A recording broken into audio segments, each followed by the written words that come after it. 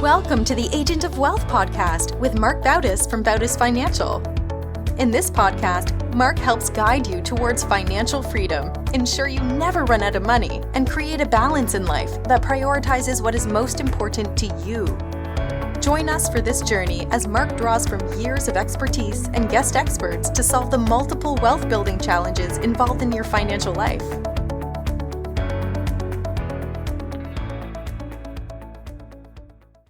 Welcome back to the Agent of Wealth. On today's show, we brought on a special guest, Maria Sanders.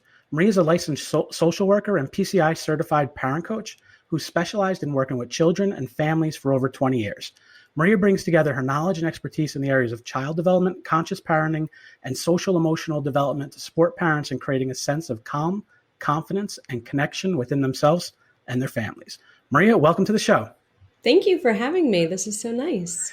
So I'm excited to talk about parenting, and we're doing a series on the podcast called Health is Wealth, where we're talking about some health-related topics like nutrition, exercise, managing stress, and sleeping better, with the idea that if you can improve your health, it can ultimately lead to a better life. And I think today's topic of parenting fits in perfectly because we all know parenting can be challenging, can lead to an increased stress, and just over like the past year with everything in the pandemic, it just exponentially multiplied that. So I'm definitely looking forward to it. Awesome. Me too. Yeah. So how'd you get started as a parent coach?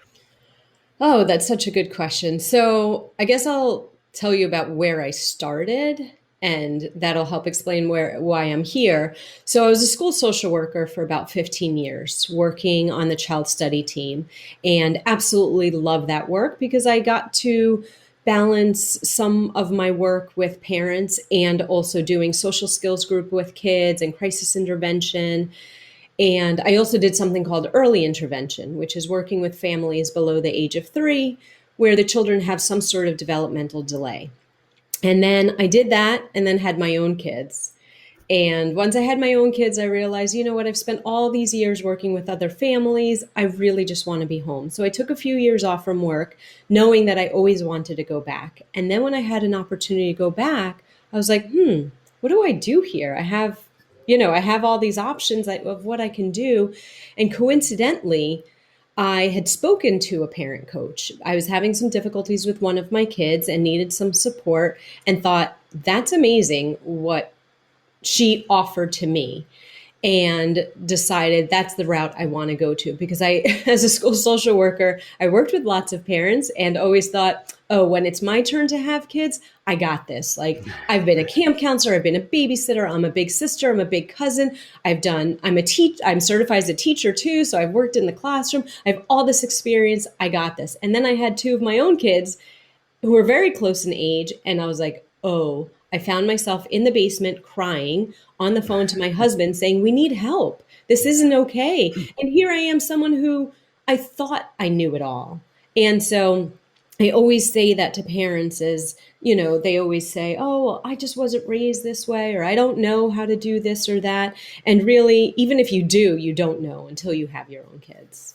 Yeah, no matter how prepared you are for parenting, it's we were talking about this where you don't learn it in school, you don't learn it somewhere else, and you're kind of thrust into it. And it's similar to my world as a financial advisor with financial literacy. It's the same thing. You don't learn about it in school, and you either pick up habits somewhere on how to do it, but you never really know. And I'm sure with parenting, if we had some education going into it, it could definitely be helpful. It's so empowering. And, even in just the first few sessions when I'm working with parents and they start to understand the child development aspect of where their child is and what's going on, it is so empowering and so freeing to just say, okay, now it's making sense.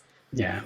At what point does someone, what do they get to the point where they say, yes, I need help? I'm sure we all go through struggles and challenges as parents, but at what point, should someone say, yeah, it's probably best to get help on this, or should everyone get help? So I guess I could answer it in 2 ways. One is that I always tell parents there's no right way or wrong way to parent. It should, quote unquote, should feel good. And if it doesn't feel good, then something's not right and you want to work on that. The other thing is I do have parents who come to me proactively. I have parents come to me and say, you know what, we're about to move to, across the country. And I think that's going to be a really big deal for my child.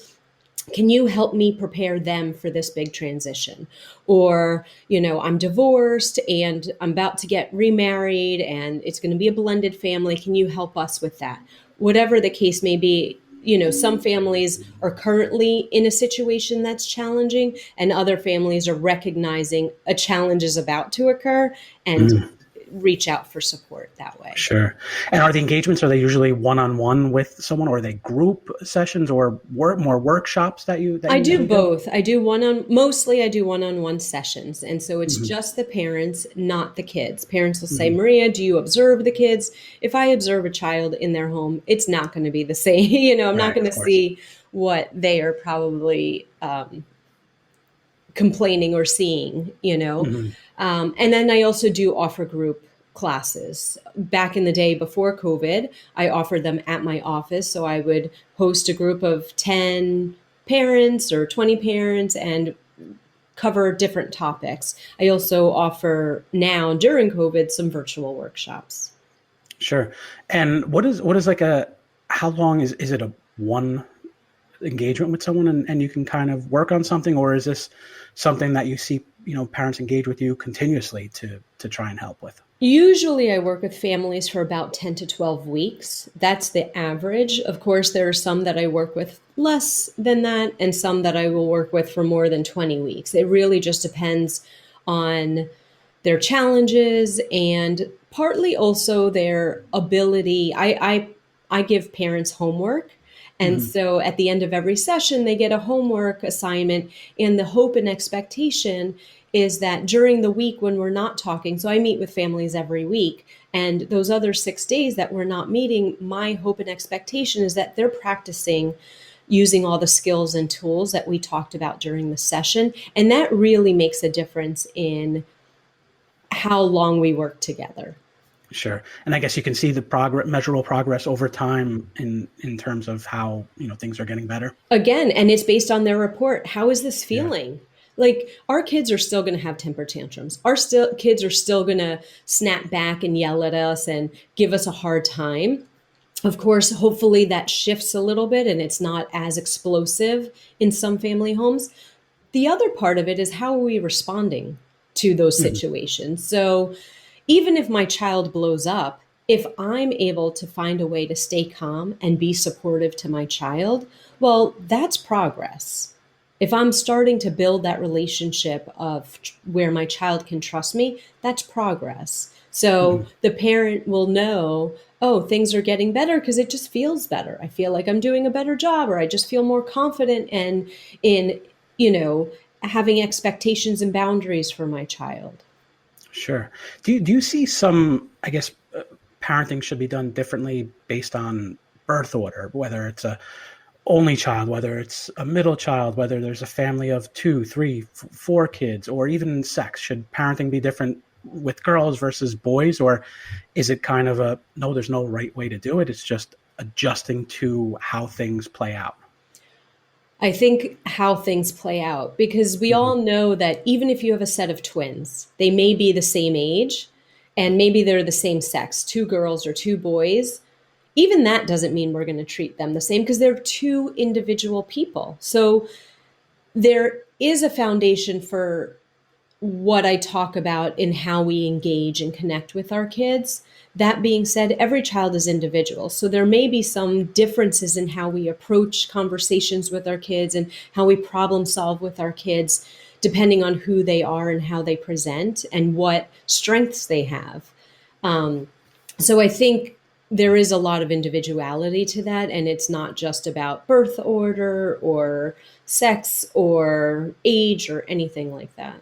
You mentioned problem solving. One thing, I was recently listening to a Joe Rogan podcast, and he had a guest on who his name's Michael Easter. He wrote a book about embracing, or it's called The Comfort Crisis: Embracing Discomfort to Reclaim Your Wild, Happy, Healthy Self. And he actually brought up parenting in it. And what he said is, we've become too comfortable in our lives, and we've made our children's lives too comfortable. And he used the term that we hear all the time, helicopter parents, right? Where, we're kind of and instead of having them solve problems, the parents are solving the problems. And he's saying, we need to challenge our kids and have our kids solve problems and have them be challenged. And I wanted to get your thoughts on it, whether that's, other people will use the word, we've become soft with our kids and that, but is there a benefit to having them challenged and solve their own problems? So I'm certified in something called collaborative problem solving. And that approach is really, there's a lot to it, but one of the things is that the parent and the child become partners in problem solving. So there's a challenging situation. My child won't put on their shoes when it's time to get out the door for school. Or for some reason, my child gives me such a hard time and doesn't clean up their playroom, some sort of challenge. And the parent and the child work through a very structured conversation. They work through to problem solve together, where the child gets to explain and share their perspective or their concern with regards to this situation.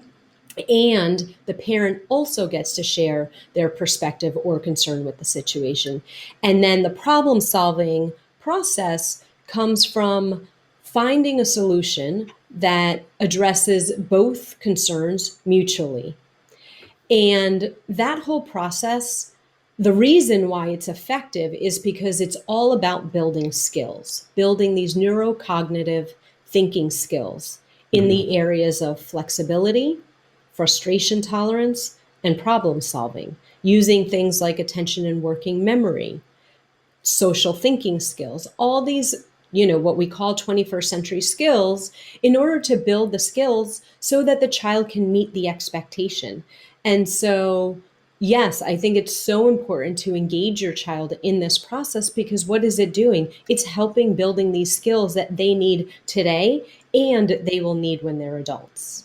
Sure. What's the right age to do that collaborative problem solving? Like, I look at my 3-year-old and he just knows, no, I want to do this. I want to do this. And anytime you say anything, he just says this. But then I imagine as they you mentioned giving them the chance to reason and to give their reasoning for what they're thinking. At what age do you recommend that you do engage your kids in that type of collaborative problem solving?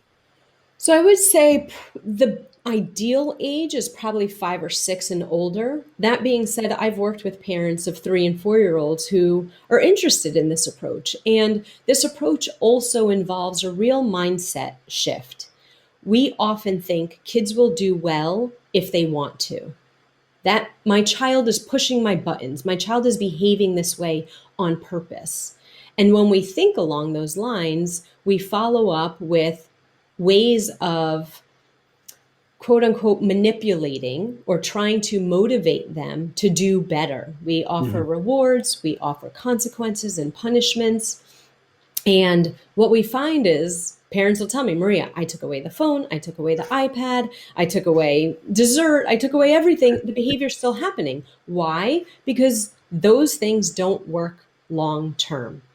Yeah. And it's not about the best kind of reward or the best kind of punishment. It's about building the skill.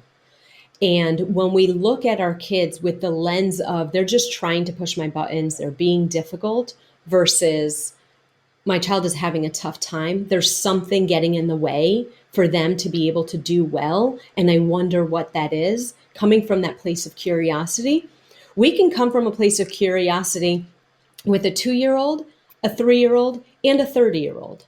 So really, there is a lot that we can bring from the collaborative problem solving approach into our parenting with super young kids like 3 and 4. That being said, we also know that just because a kid is 9 years old doesn't necessarily mean that they have the language and communication skills that another 9-year-old has. Right. And actually, this work helps to build a lot of those skills. And what we do when kids are sort of limited in vocabulary because of age or some other delay or challenge is we model for them what the language looks like. And so there are many kids who will cross their arms. You'll say, hey, buddy, what's going on? Can you tell me what's up today? They fold their arms and they say nothing. Right. Either they say the word nothing or they actually say nothing. And so what do we do with that? That's like almost a 3-year-old who's like, I don't know, right? And so we have to help you. There are a lot of tools that we use to help bring out some information, asking certain kinds of questions to help uncover what's beneath the surface for the child. Sure. And I know you mentioned like pushing kids and modeling, and is there, and even, talking about taking away the rewards and the consequences. And one of the things that, kind of I've always been interested in is about pushing kids. And you see it nowadays where kids are doing so many things. They're doing sports, they're doing, music lessons, they're doing, extra math and, science and this. Is there a fine line between pushing them too much, too far, too fast with all that? So I think with that question, what we really want to focus on is the difference between extrinsic and intrinsic motivation. Extrinsic motivation comes from these kind of rewards and external motivators. If you do really well on your test, you're going to get this, this reward. And that can be effective sometimes. I don't think we need to abolish all of those things, but the drive is what's important. That intrinsic drive to do well is what's going to be more effective long term, and also effective when there aren't any external motivators. Sometimes we just have to do things even if there isn't that external motivator. We have to get up for work even if we don't want to, right? We have to make lunch for our kids even if we don't want to. And so, yeah, there's a nice way to quote unquote push our kids, but more importantly, I would focus on building that intrinsic motivation. And parents ask me about that a lot. And I always rephrase and say, what drives motivation? A car, CAR. And CAR stands for competency, autonomy, and relatedness. And those 3 ingredients are what drives motivation. And will the kids naturally pick up on those 3, or again, is it the parents pushing or swaying them towards something that generates that in them? So with regards to competency, what we want to do is check, can my child do this? Whatever it is, if it's, I want my child to do well on math, well, am I expecting them to do well in math and get a certain score, but actually they're really struggling? And so there might be some need for me to check in on what is their competence level for this skill. And so setting them up and supporting them in that way. Autonomy has to do with giving our kids some choice, some options. So some parents will say, you know what? It's lacrosse season. You're playing lacrosse. That's the only sport you can do. That's what your dad and I did. So that's what you're doing.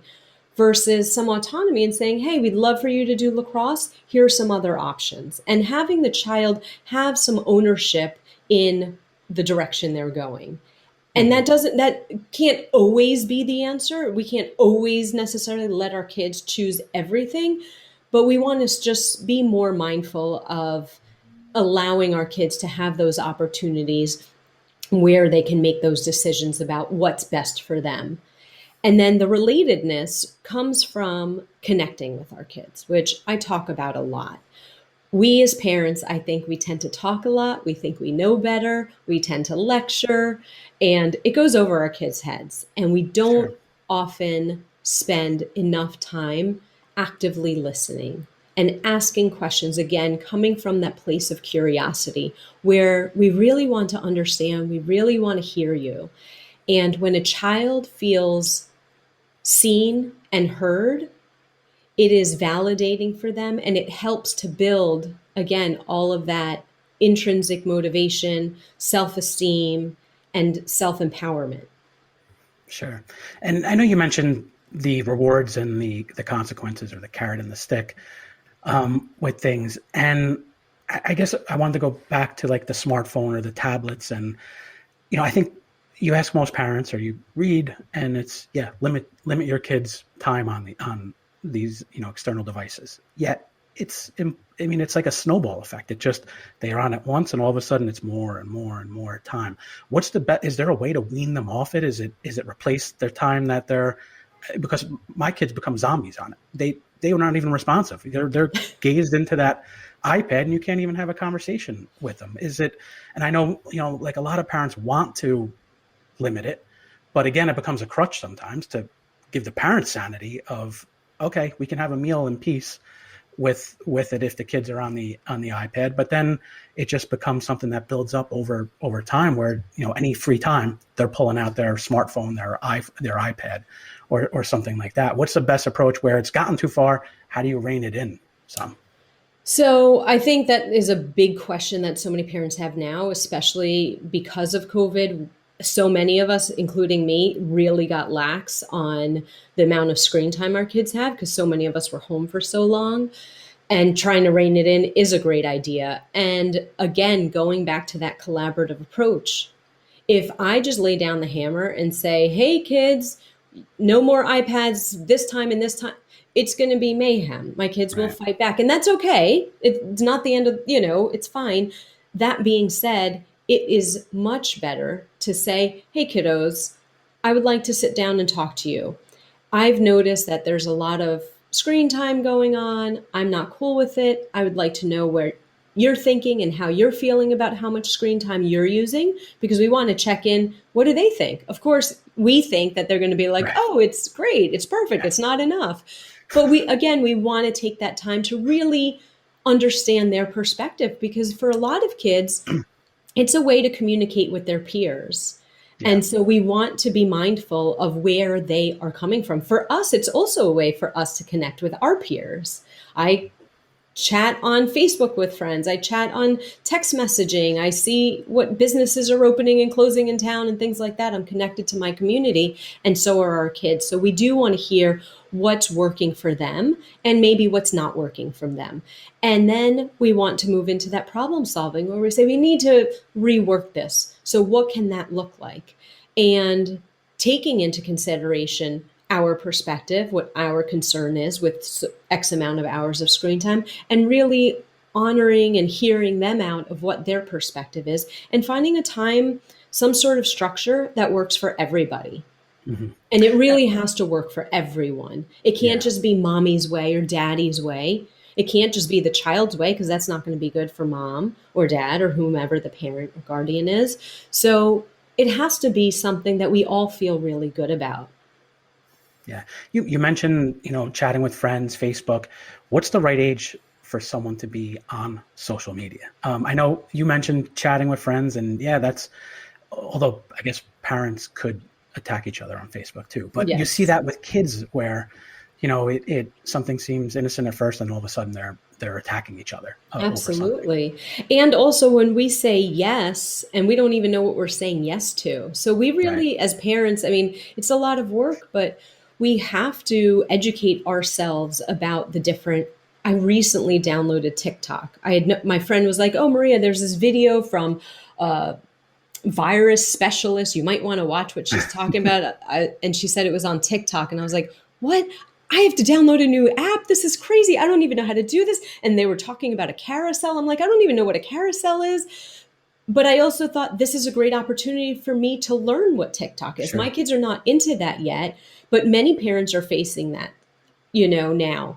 And so I think, we need to educate ourselves in the apps and programs and whatever platforms that our kids are using, and finding real life opportunities to show examples of how it could be different online. And what I'm talking about is, if, for example, my one daughter is working on writing a book with her friends, and they meet in person and they also meet virtually. And the conversations are different. And so I've talked to her about what would that be like if your friend, let's say Zoe, said that.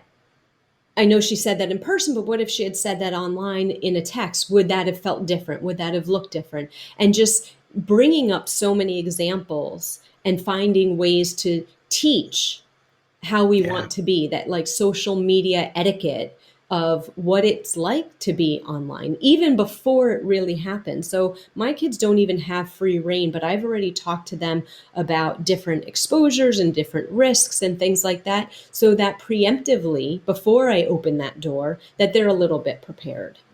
Yeah, I think the communication is definitely different in person versus online. And the one question that I see is they're playing educational games online, and that's good. It's good. And then some people will say, no, if they should, it's better. Apples to apples. It's better to do the game, a board game equivalent to it, or offline, rather than being kind of zoned in on that computer or phone or tablet. So I don't know if there is a difference between doing the same thing online versus offline.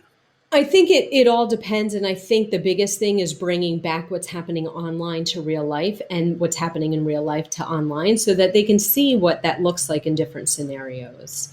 And I think the other thing that's important is we just need to, like, as parents, we need to get clear on what our boundaries are and stick to them, which is really, really hard. For example, last night, it would have been so easy for me.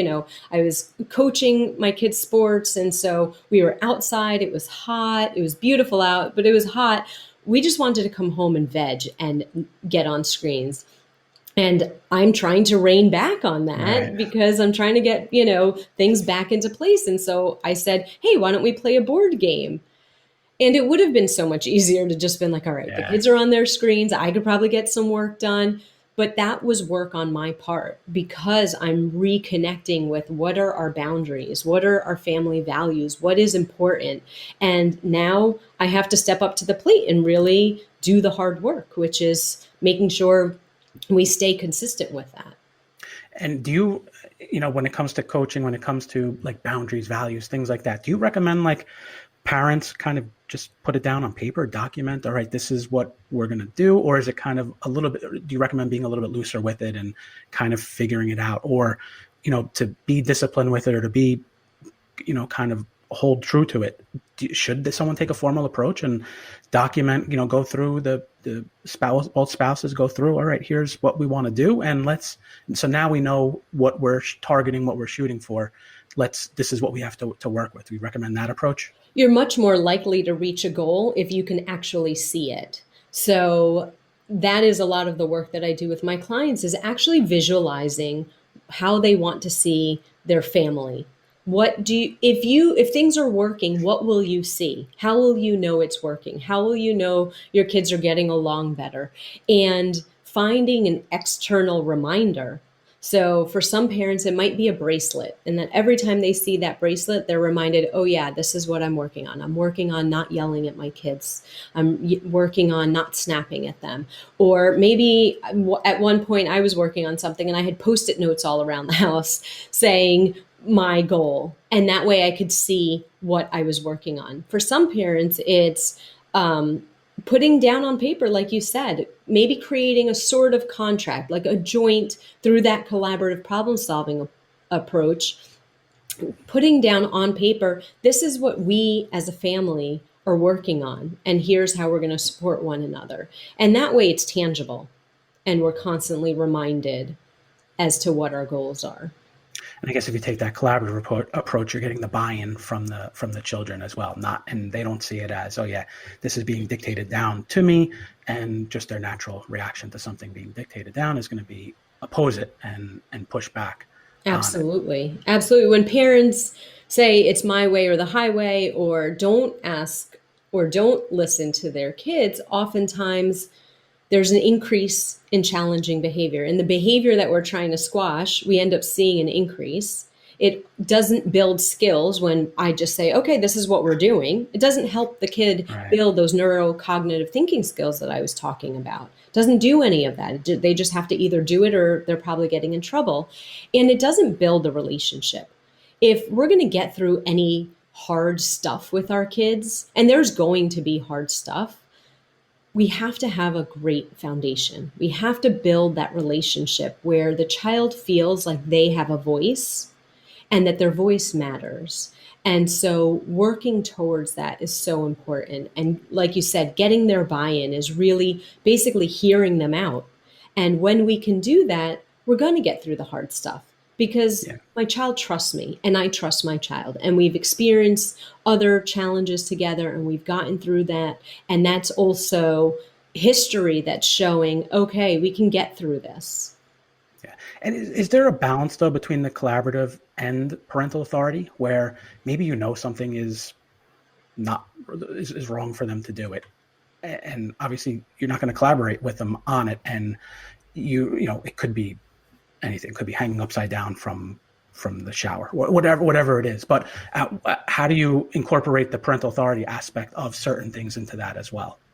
So when we talk about our expectations, that is linked to our boundaries, and we don't have to shift from there. What's still important is hearing our child out, really hearing where they're coming from, because sometimes we think, oh, I know better, or this is just the right thing. I mean, aside from safety, if it's a safety issue, that's in a whole different category. But I might, there's so many times parents have these rules and expectations, and then I ask them about them, and they're like, well, I actually don't really know why I have that rule, or I don't know, it just because. They say just because. And it's so important to take some time and think about our rules and expectations to decide, is it developmentally appropriate? Is it realistic to expect this of my child?